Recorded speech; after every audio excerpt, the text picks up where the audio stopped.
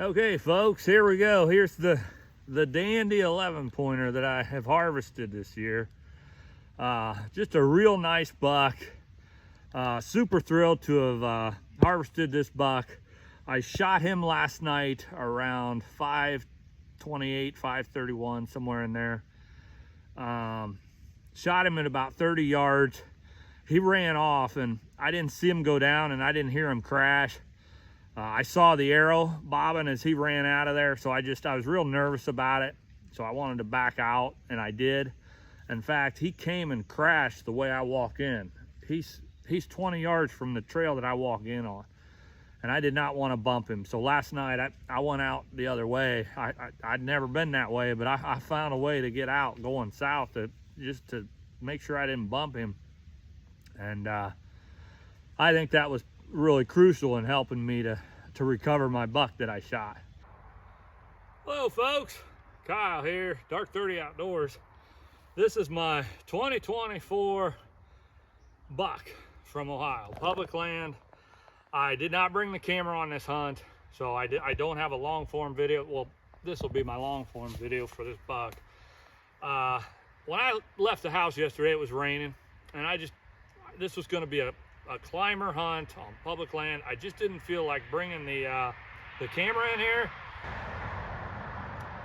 I did not bring the camera to film it, and that probably helped me out, because I think if I'd have been fooling with the camera, I probably wouldn't have got this buck. But I slipped in here yesterday about 2:30 and got set up about 3 o'clock. Had some guys shooting steel about 100 yards away. I texted my buddy Scott there behind the camera, and he says, "Oh, don't worry about it. If it's a range, they're used to hearing that stuff." And I was like, "Yeah, I know." But anyway, yeah, they stopped shooting about 3:15, and right around 5:20, 5:25, I had a doe come out of the thicket, and I should have grabbed my crossbow, and I didn't. That was a critical mistake. I'm watching that doe. Next thing I know, she walks right down about 10 yards away from me. Well, now it's hard to move without her seeing it. There was hardly any wind yesterday. It was probably 2-3 mile an hour out of the west. So I just sit there for a few minutes watching that doe, waiting for my opportunity to get my crossbow pulled up. And then I heard a soft grunt. And I look up toward the thicket and I see a big bodied deer, but its head is down and it's blocked by some of the honeysuckle. And I was thinking it was that little doe's mama. And then it raised its head up and I saw this rack and I was like, wow, that's a shooter. Don't you know, he walked right to within 20 yards of me, facing straight at me. So I had to keep my composure and I had to wait for my opportunity. And that was key, right? So I watched him and I watched the doe. He finally stepped back. He got behind a tree. The doe, she was about 5 yards from the base of my tree. She turned and faced away from me with her head down, feeding on acorns. So that was my opportunity to raise my crossbow.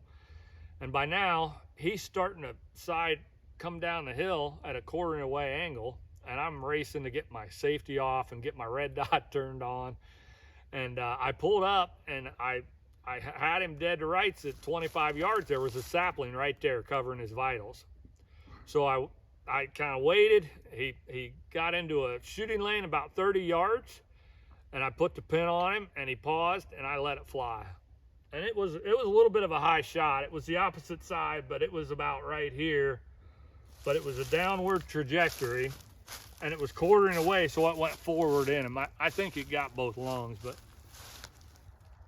he's got 11 points, pretty wild character. His G2 is split, and his G3 is split. 11 pointer. Pretty nice buck, huh? Yeah, that's a dandy. He's got a lot of nice character on that one side. Absolutely. And I'll tell you something, we can look at it. Of course, you know Toby Hughes. Right.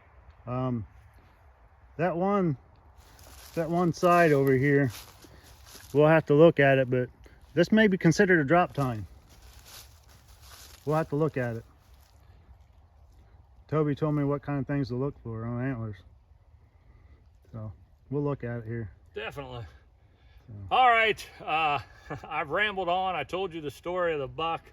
It's probably time to get him to the butcher shop. As always, thanks for watching.